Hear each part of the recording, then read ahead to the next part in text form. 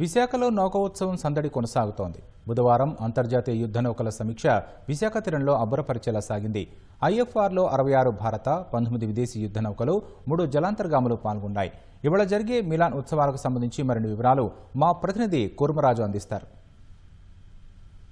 International fleet review melon 2026, అలాగే భారత సముద్ర ప్రాంత నౌకాదళ చీఫ్ల కాన్క్లేవ్, ఈ 3 ఉత్సవాలు ఒకేసారి విశాఖ వేదికగా జరుగుతున్నాయి. దీనికి సంబంధించి ఇప్పటికే నిన్న ఐఎఫ్ఆర్ని రాష్ట్రపతి స్వయంగా నిర్వహించడం జరిగింది.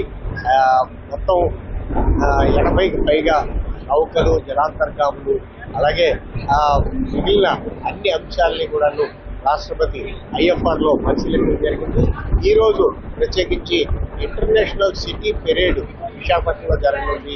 ఇప్పుడు మనం సముద్రం మధ్యలో ఉన్నాం. సముద్రంలోని నిన్న ఐఎఫ్ఆర్లో పాల్గొన్న నౌకలన్నీ కూడాను ఇక్కడ ఈ యాంకరేజ్ లోనేమో ప్రస్తుతం ఇవన్నీ లంగర్ వేసుకొని ఇవన్నీ ఉన్నాయి. ఈ నౌకలన్నీ కూడాను సాయంత్రం ఇంటర్నేషనల్ ఫ్లీట్ రివ్యూ సందర్భంగా వీటన్నిటినీ కూడాను విద్యుత్ దీపాలతో అలంకరించి సాయంత్రం ఒడ్డు నుంచి చూసేవారందరికీ కూడాను కనువిందు చేయనున్నాయి.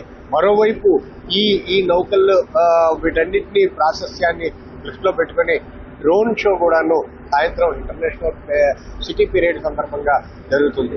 ప్రధానంగా మొత్తం ఈ నౌకా సంపత్తిని, అలాగే వీటికి సంబంధించి పరస్పరం అంటే విదేశీ నౌకలు కూడాను 19 పైగా విదేశీ నౌకలు కూడాను ఈ ఐఎఫ్ఆర్లో పాల్గొనడం జరిగింది.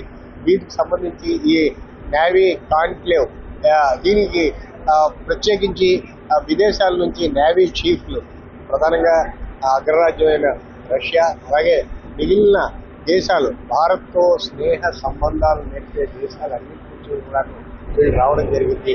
వీరంతా కూడాను ఈ నౌకాదళ ఉత్సవంలో పాల్గొంటారు.